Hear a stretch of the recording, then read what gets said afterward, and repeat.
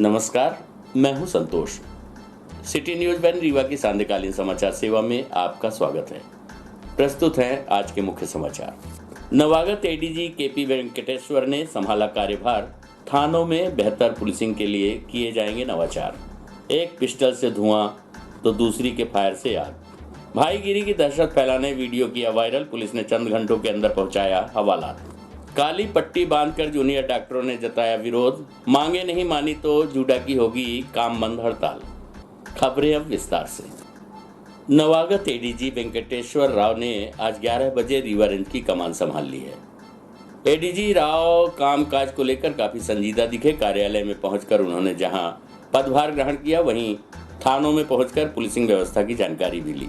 इस दौरान DIG Anil Singh Kushwaha, SP Navneet Bhasin, SP Shiv Kumar Verma सहित अन्य पुलिस अधिकारियों ने पुष्प गुच्छ देकर उनका स्वागत किया और पुलिसिंग कार्यवाही की जानकारी दी। आपको बता दें कि रीवा आईजी केपी वेंकटेश्वर ने कहा है कि संभाग में कानून व्यवस्था एवं थानों में बेहतर पुलिसिंग के लिए नवाचार किया जाएगा, जिससे संभाग में और बेहतर कानून व्यवस्था बनाई जा सके, साथ ही लोगों को अच्छा न्याय भी मिल सके। उन्होंने कहा कि जो भी पुलिस अधिकारियों एवं बल की कमी होगी उसे भी दूर करने का प्रयास किया जाएगा।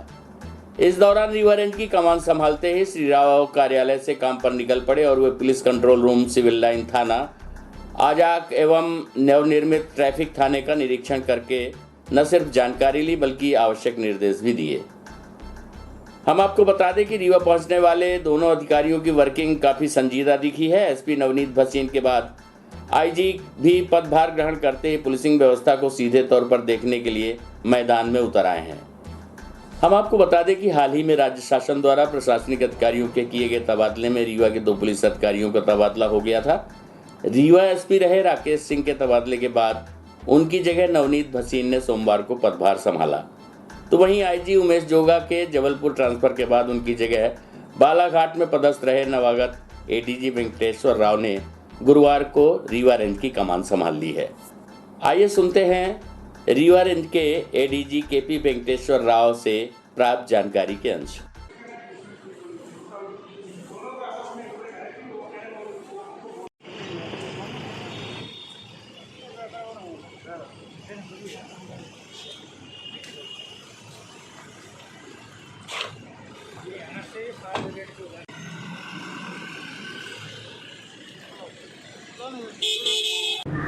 सर, आगे आपने पदभार ग्रहण किया है, क्या प्राथमिकताएं रहेंगी रीवा संभाग को लेकर के? कई जिलों में काफ़ी अपराध भी बढ़े हैं। जी।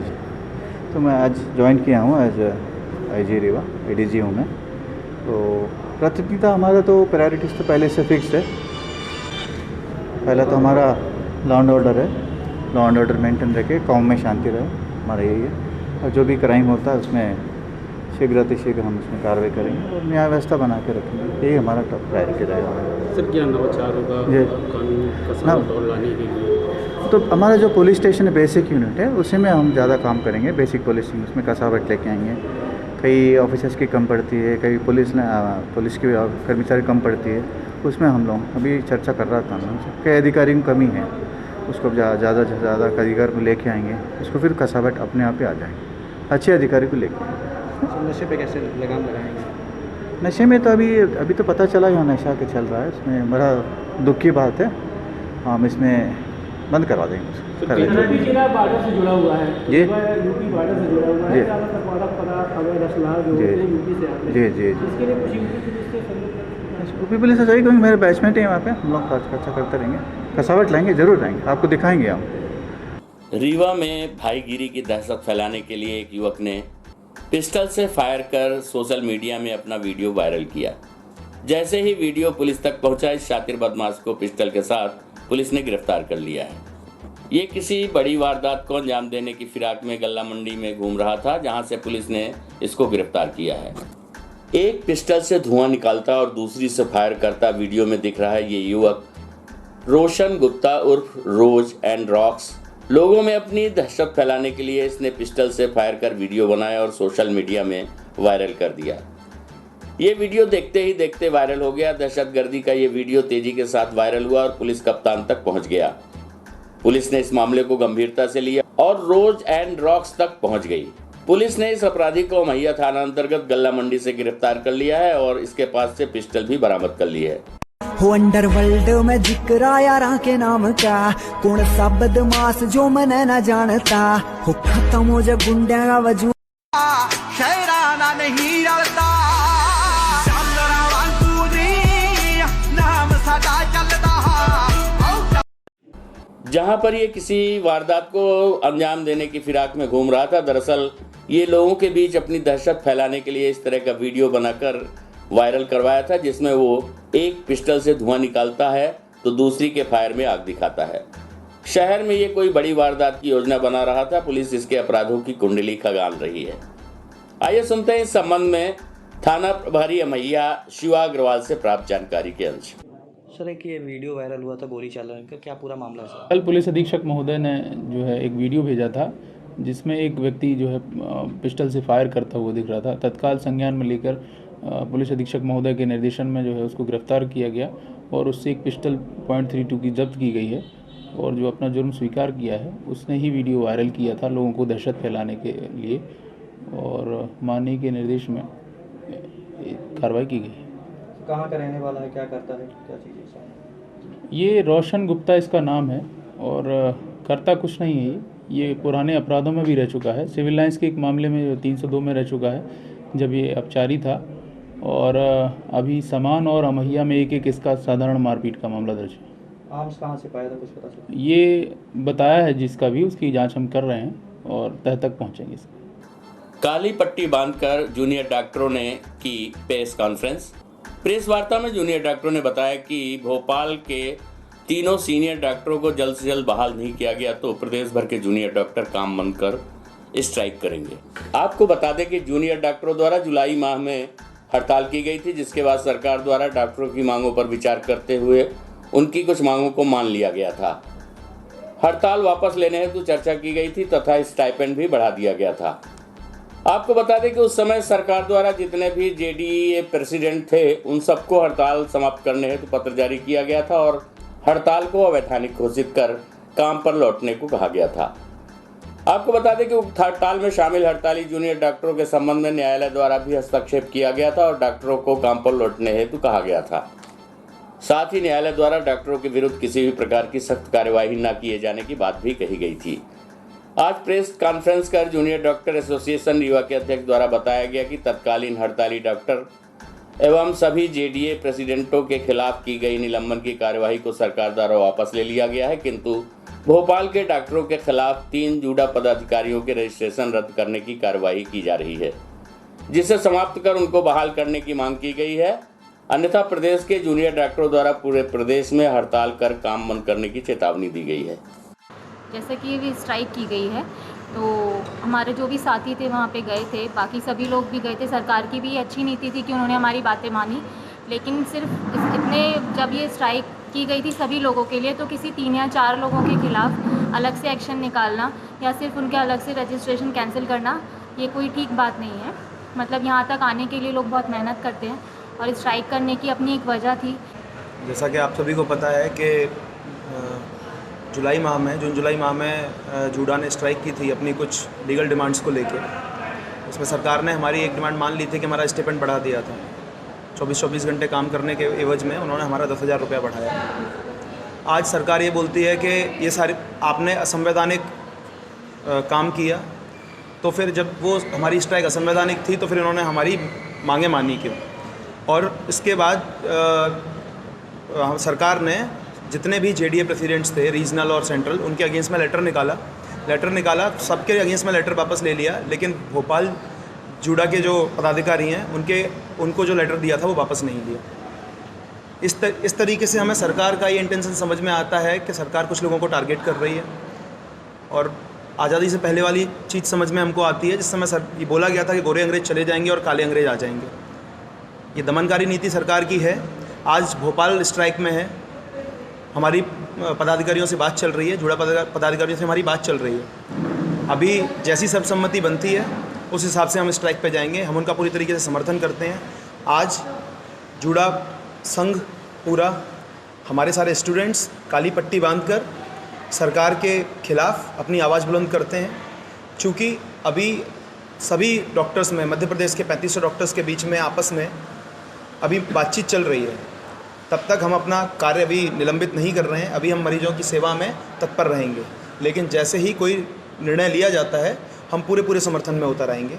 और सरकार की तरफ से किसी भी प्रकार की दमनकारी नीतियाँ, किसी भी प्रकार का दबाव या किसी भी प्रकार का बल अगर उपयोग किया जाता है जो हड़ताल पर हैं, आंदोलन में हैं, चूँकि आंदोलन करना एक मौलिक अधिकार है, कोर्ट ने सरकार ने माननीय कोर्ट की अवहेलना की। माननीय न्यायालय ने बोला गया था कि जो स्ट्राइक पे जा रहे हैं, जो वापस आएंगे, तो उन पर कोई कड़ी कार्रवाई नहीं की जाए, पर किसी का रजिस्ट्रेशन स्थगित करना और उसका कैंसिलेशन की मांग करना, जिसने अपना पूरा जीवन मरीज की सेवा के लिए होम कर दिया हो, पढ़ाई लिखाई, उसकी डिग्री को छीनना, इससे बड़ा मतलब आप किसी को एक तरीके से फांसी दे रहे हैं।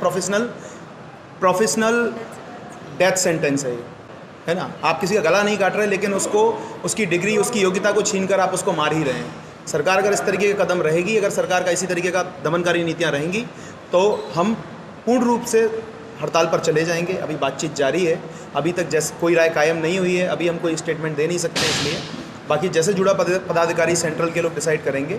रीवा पूरे तरीके से समर्थन में रहेगा, हम पूरे तरीके से स्ट्राइक पर जाएंगे। आत्महत्या निवारण रेड क्रॉस इसे सप्ताह के रूप में मनाएगा। रेड क्रॉस द्वारा सप्ताह भर वृद्धाश्रम, छात्र, नर्सेज सहित कई लोगों के बीच जाकर आत्महत्या निवारण विषय पर चर्चा की जाएगी। आपको बता दें कि मृत्यु एक स्वाभाविक प्रक्रिया है जिसका कारण कोई बीमारी, आपदा या उम्र पूरी होने की हो सकती है।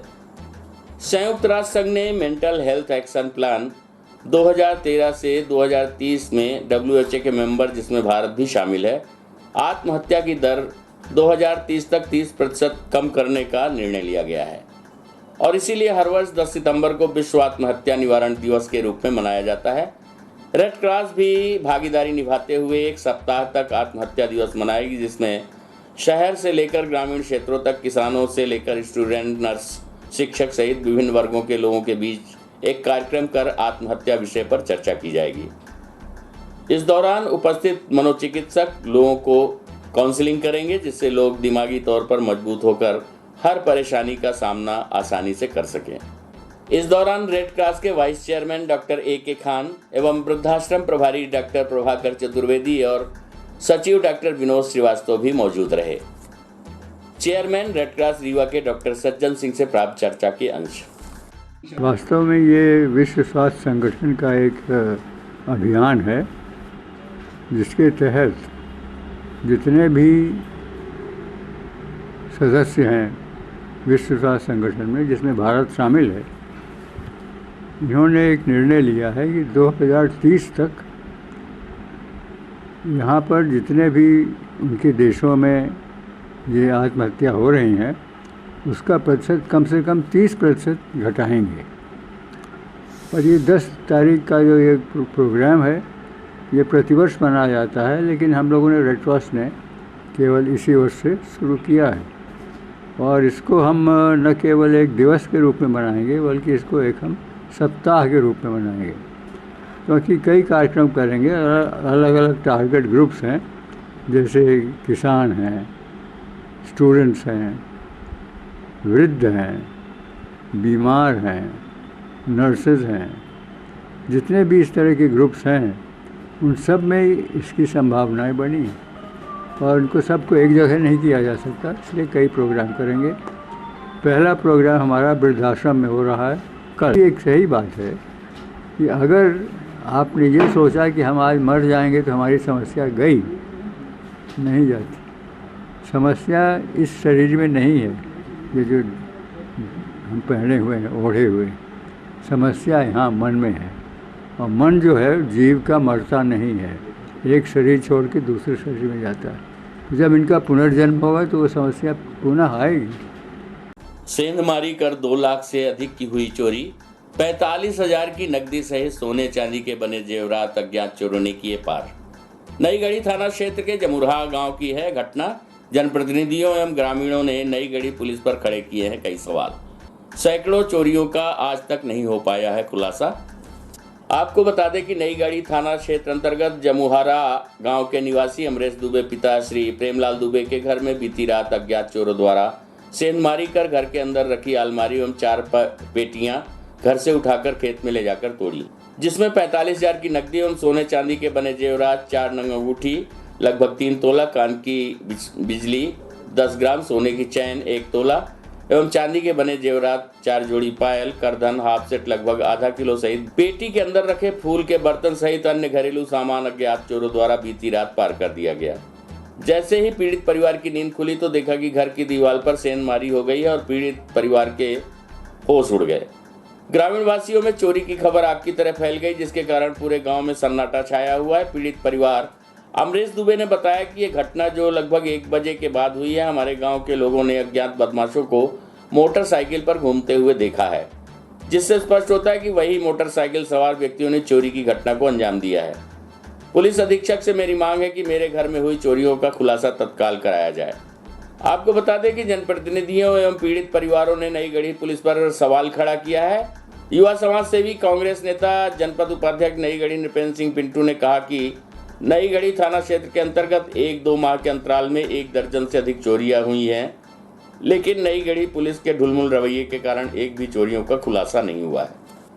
आइए सुनते हैं घटना के संबंध में पीड़ित से प्राप्त जानकारी के। हमारा नाम है अमरेश प्रसाद द्विवेदी कौन गाँव रही थे? जमुहरा का चोरी गा?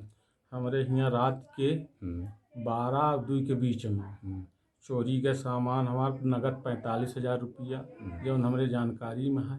अब कुछ रुपया वो जो रखे रही चोरी में वो का खुद नहीं आया ध्यान कि 10-5,000 रुपया और स्ट्राइक आए के बाद 4 नग अंगूठी, 3 तोला भर बिजली, 1 ठे गही चैन गा है 1 नग 1 तोला के, पायल 4 जोड़ी गा है, करधन हाफ सेट ही, बर्तन फूल के बर्तन सगला उठा के लाइन की गए हैं यहाँ से।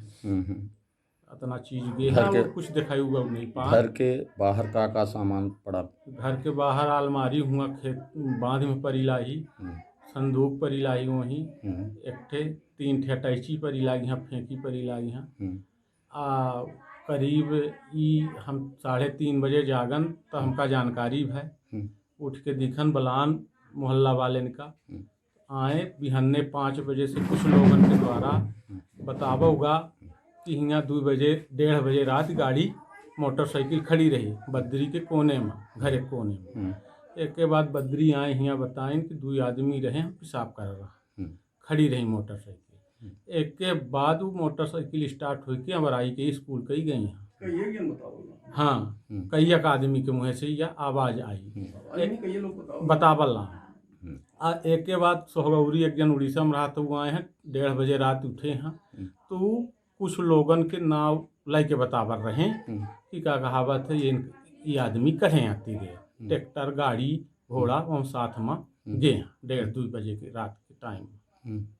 यह जानकारी मिली है हमका आज। तो शंका के का है अपना? अब शंका बिना गांव के सहयोग के कुछ उपद्रवी आदमी हाँ हियाँ कि जे नशा पत्ती करा था, यही के बाद हियाँ बहुत चोरी भई, यहाँ तक कि हुआ एंगल चोराए गए जो खंभा के यहाँ आए का ले जाए के बेचेंगे कबाड़ के दुकान में यहीं रात भर फिरा था। 2 बजे 3 बजे रात तक ये लोग चोरी करा। आज की खबरों में बस इतना ही। कल हम पुनः हाजिर होंगे कुछ नई खबरों के साथ। तब तक के लिए हमें इजाजत दीजिए। नमस्कार।